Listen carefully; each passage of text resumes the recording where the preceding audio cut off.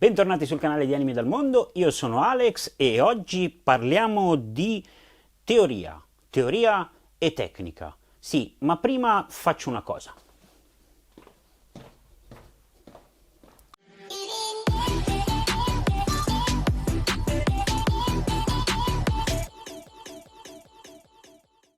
Ma prima di parlare dei nostri argomenti, facciamo una cosa diversa. Oggi siamo nella mia cucina anche e intanto ci facciamo un caffè.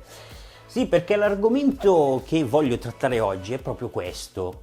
Ci sono delle teorie e delle pratiche, il che vuol dire che non tutte le teorie sono corrette. Nell'ambito del modellismo sento, vedo, leggo cose molto strane, molto contrastanti, da chi è patito forzatamente della tecnica paurosa e poi che ti viene anche a dire, per esempio, o viene anche a criticare il fatto che ah no, ma tu l'hai fatto così, ma non andava fatto così.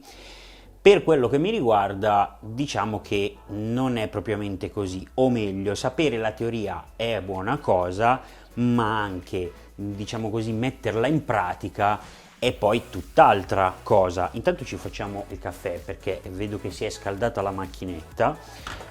Vorrei offrirvene uno, ma in realtà non si può perché in video non credo che voi possiate apprezzare il caffè se non quello bevuto da me medesimo, quindi cosa devo fare?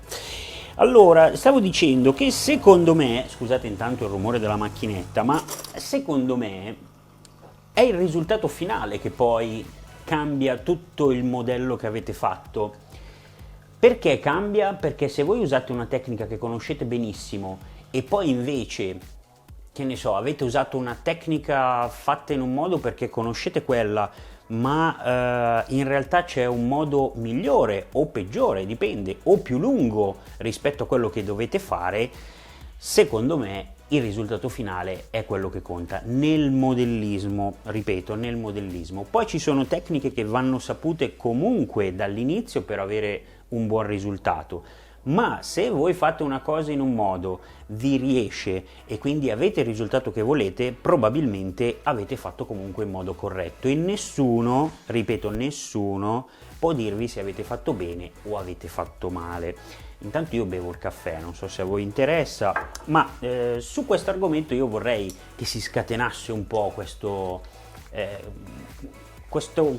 scatenarsi appunto di commenti per sapere la vostra, perché effettivamente ci sono persone che poi se la prendono, io non sono uno di quelli perché vado per la mia strada solitamente, ma che ti dicono ah ma tu hai fatto così questo modello, adesso io ne prendo uno a caso, non so, avete realizzato un carro armato, un modellino di carro armato e per sporcarlo per esempio c'è chi usa le polveri, chi usa qualsiasi altro mezzo, chi usa la tecnica del pennello asciutto, chi usa... Il risultato finale è quello che a voi deve piacere. Poi se è più realistico possibile è ancora meglio nel caso del modellismo, ma ci sono persone che effettivamente ti danno un po' del filo da torcere, ti dicono e ti fanno pensare di aver sbagliato. In realtà non avete sbagliato se il risultato finale lo avete raggiunto.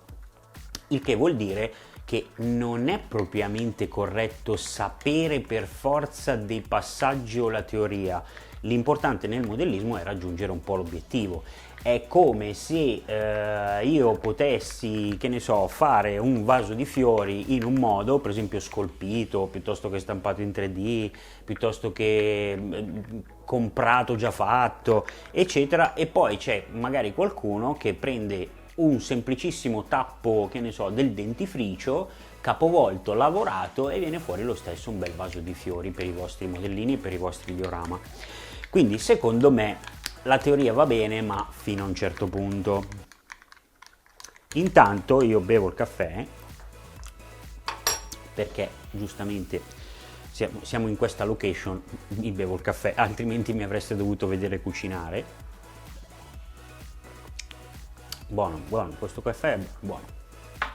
Bene, allora, adesso ci spostiamo da un'altra parte perché così vi dico altre cose.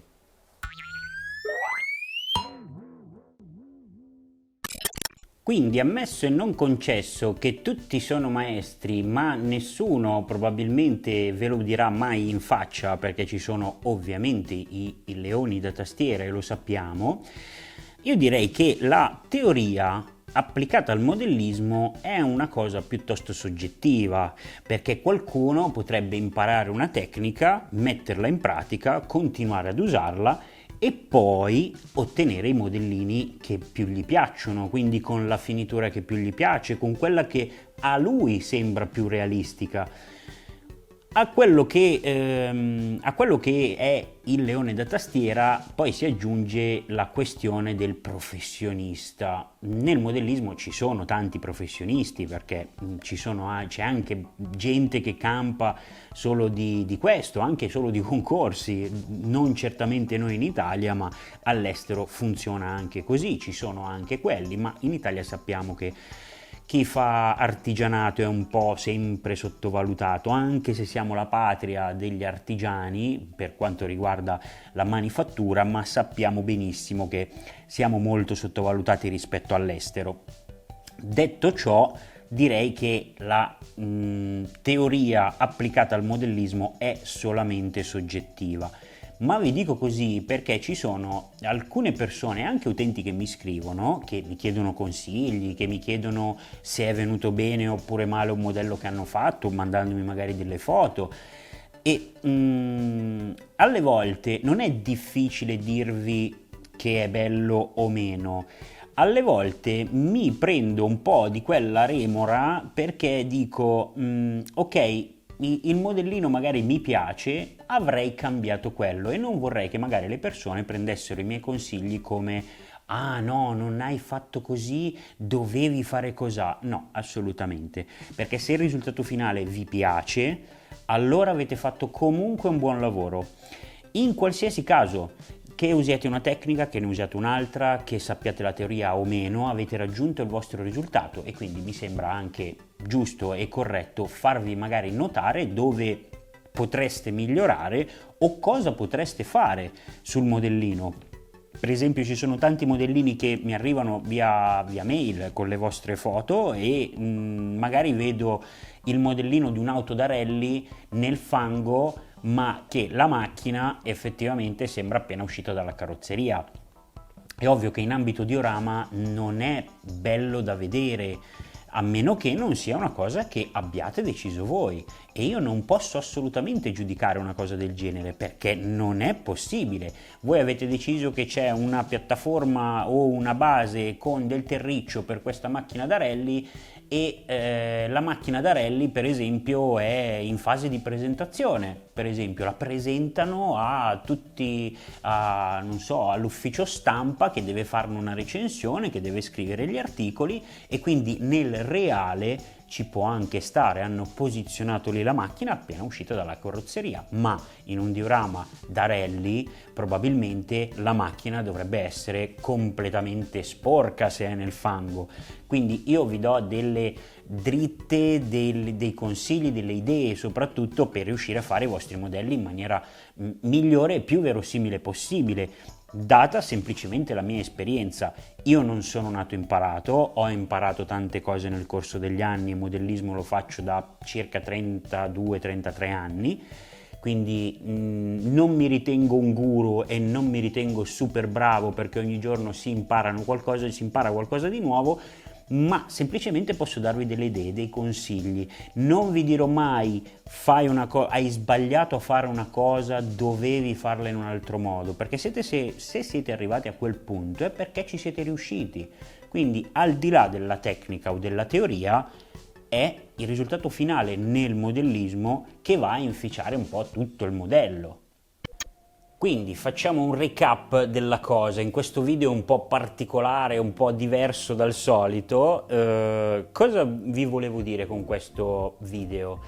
Semplicemente di non buttarvi giù se le cose non vi sembrano come le avreste immaginate, perché imparare si imparano sempre cose nuove ogni giorno. Soprattutto non abbattetevi e non date credito a tutte quelle persone che vi dicono ah, tu hai sbagliato, tu non dovevi fare così, perché invece di usare questo prodotto dovevi usarne un altro. No, non date retta a quelle persone lì, ma soprattutto perché nel modellismo è una cosa un po' fuori luogo dire una cosa del genere a un'altra persona, soprattutto quella che sta imparando, perché possiamo dire, almeno chi è magari più esperto, chi non è neofita, possiamo dare dei consigli su come fare o non fare una cosa.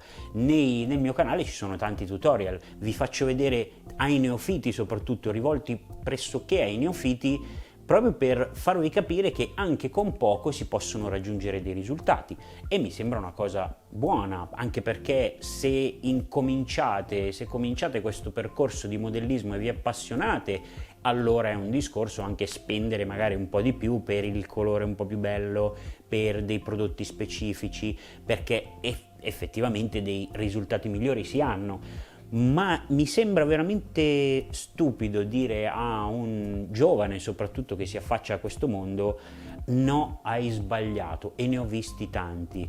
A me è capitato quando ero più giovane che andavo alle fiere di modellismo, perché fin da piccolo sono andato a queste fiere e tutte le cose in miniatura sono le cose che mi piacciono di più, e mi sono ritrovato con dei signori molto più grandi di me, diciamo anziani, ma è brutta anche come parola, e avevano molta più esperienza di me, che magari avevano dei modellini esposti che avevano fatto loro, e da piccolo già ho cominciato a chiedere: ah, ma come si può fare questo? Per esempio, mi ricordo benissimo un signore che costruiva trenini li costruiva da zero, cioè quindi non prendeva un kit, un trenino già fatto, li costruiva lui in scala molto grande. Quindi, se non ricordo male, no, la scala non me la ricordo, però mi ricordo che c'era un vagone bellissimo, pieno di dettagli all'interno anche, che si poteva aprire dalla calotta sopra, e dentro c'erano tantissimi dettagli. Era quasi 50 cm di vagone, quindi insomma non era piccolo. E mi ricordo che quel signore, quando io gli chiesi: ma come ha fatto a farlo diventare così realistico? E lui, sapete cosa mi ha detto? Mi ha detto: ci vuole tempo, ci vuole alle volte esperienza, ma soprattutto ci vuole il tuo occhio.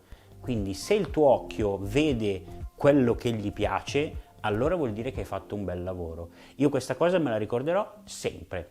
Ma siamo quasi arrivati alla fine di questo video.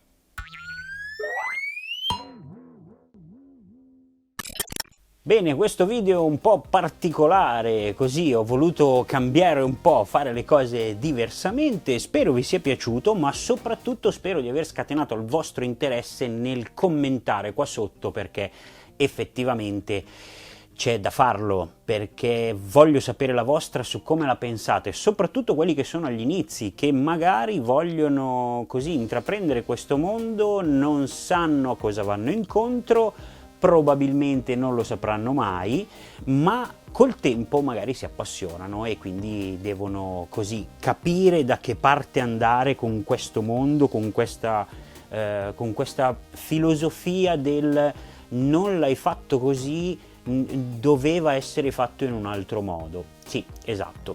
Bene, io sono arrivato alla fine, appunto, ditemi cosa ne pensate di un video di questo tipo, un po' più diverso dal solito, no? Ok, da Anime dal Mondo e da Alex è tutto, io vi lascio e ci rivediamo come al solito al prossimo video. Sì, ciao!